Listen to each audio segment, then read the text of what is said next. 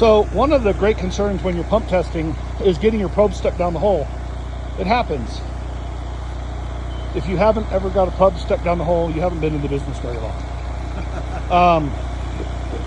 The nice thing about that holder is you're not fighting with that meter, but more importantly, the nice thing about this quick testing setup with a pullet is if you do get your probe stuck down the hole, it takes less than 5-6 minutes to reel out and get unstuck and start over.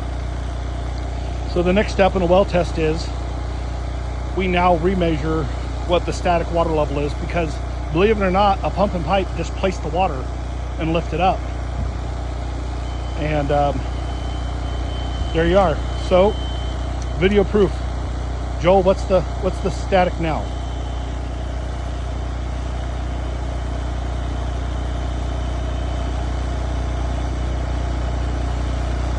149 feet and 148.6 feet.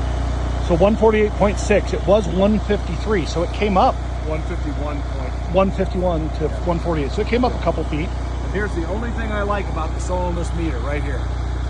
Is a little break on it. What, you don't like that I don't want it? Okay, You so better have good eyeballs. so the next step is he's going to clip on the pump down the hole. It's 1.5 horse with a 10-gallon-a-minute pump in. The pipe connects in here, and then we're really technical. Take out the kinks. Really technical. We end up measuring the volume with a 5-gallon bucket. Flow meters are wonderful, but you calibrate them with a 5-gallon bucket still, believe it or not.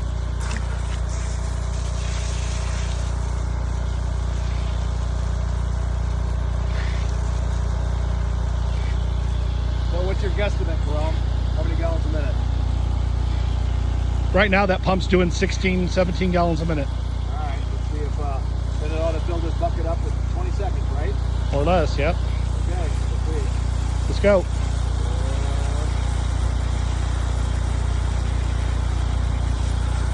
Okay, here we go. Yet another reason for an analog watch. You're at 10 seconds right now. 15 seconds. There you go. That's 20 gallons a minute. He's not quite full, so that's like I said. That was my prediction, dead on. Yep. 17 gallons a minute, 18 gallons a minute.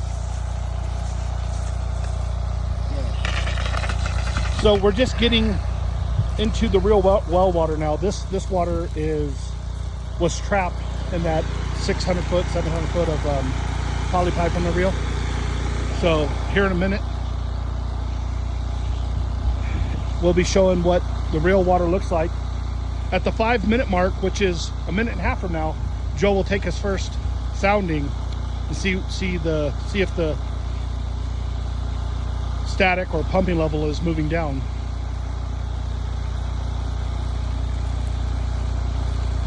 For all you guys that well test daily, this is just run-of-the-mill stuff at this point.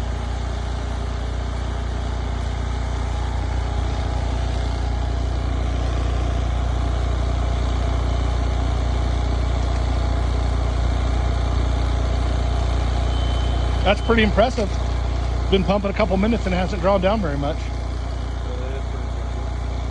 Yeah, 152.4 feet. That's a strong well. And it's an amazing well for up here on this There's mountain. a lot of neighboring wells here that don't do very much. 1/4 gallon a minute. People are high-fiving up here sometimes. For 600-700 feet. For 600, and this is 300 feet, but it's pushing out a lot right now. That's the formation water. Here's the formation water. A little cloudy, but it's a brand new. It's never been pumped really. Oh, maybe it's one test more. So other than doing this test for a couple hours, what else do you do in a well test? Do you do a quality test or anything in the field? We tested it for iron, hardness, pH, and TDS from hot testing equipment. Why is it so important to pump test after well drilling? Because you want to get to know what the pump pumping level is so that you can size the pump properly. But what about if you airlift?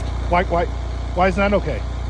You can airlift and you should airlift, but it's not going to give you near the accuracy of a pump test. Whatever.